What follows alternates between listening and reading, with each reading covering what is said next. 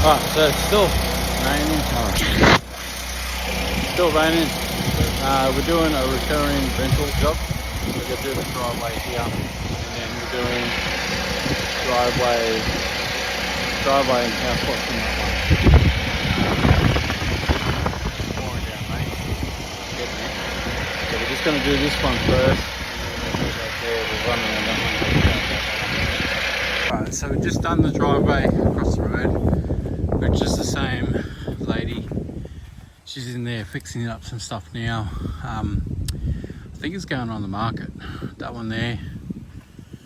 And this one here she owns as well. So we're doing driveway, pathways and house wash on this one.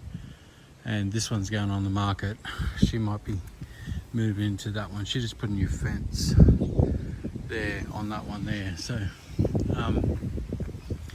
this one here, 2-story house, and it goes down to one level at the back. Got all the rafters up the top there, just holding a bit of black up in there. So we'll give that a good drench. We should only have to downstream this one because I've done this a year ago. Looks like there's a bit of rubbish up in the gutter there.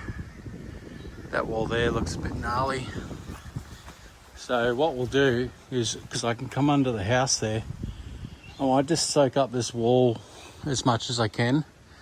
That there is all oxidized. You can see the discoloration. That wall there is all oxidized, so we're just going to have to be careful putting too strong of a chemical on that. You can see down there where the full color is, and then where the sun hits in this little section here, it's all discolored. And then we got that little piece in there, so we'll flick the hose over the fence here, and then we'll walk around and come back underneath that house. So pretty easy to clean up that power box. Driveway's quite large. I'll have to measure this one up. So these ones here, I haven't priced these out, so I've got to measure them up, but I would have the existing price on Jobber that I priced these up last time. Just all that up in there is pretty bad, but you can come through, you can come underneath the house here. I'll smash all this and come out this side down onto this side, and then there's a little pool fence in here, and we come up in here and do all this pool section here, because what we might do is I think if we bring the hose all the way up this side, chuck it over the fence, come out here, do this side, blow all this off, gonna be much easier than trying to get over top of all that on that side, because I already have the hose through the fence here, taking out all these cobwebs and stuff on this side. So I think we'll do that. This little gate here. So whoops. So this was we had these 2 jobs to do, and then we were meant to be doing another job, but she pulled out, and I went around and seen her this morning because she didn't want to make noise in her area on the weekend.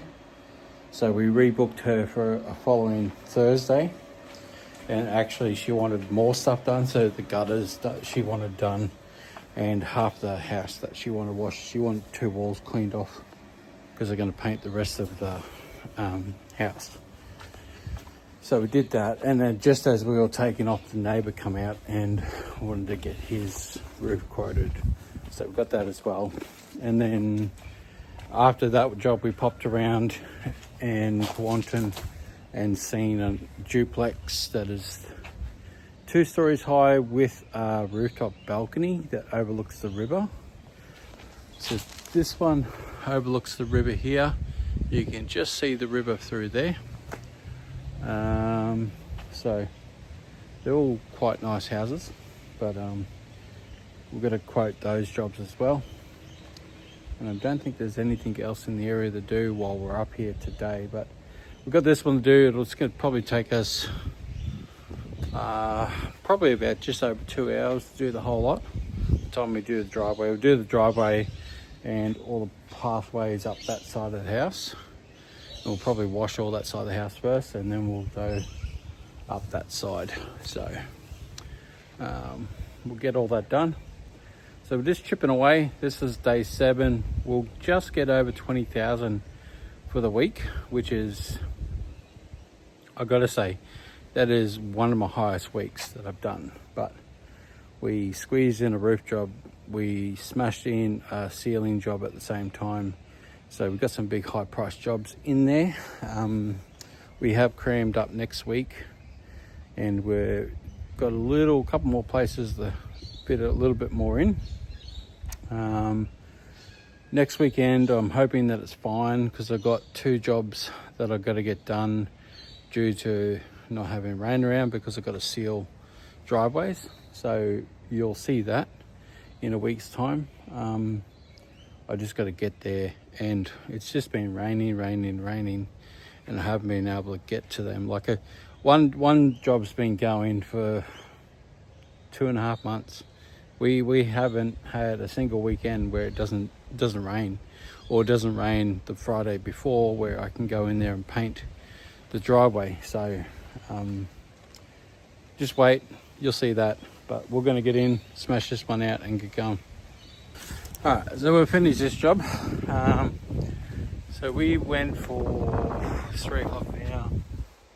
Been going for about 4 hours to do what we're doing. I have to work out the prices that we're charging on these.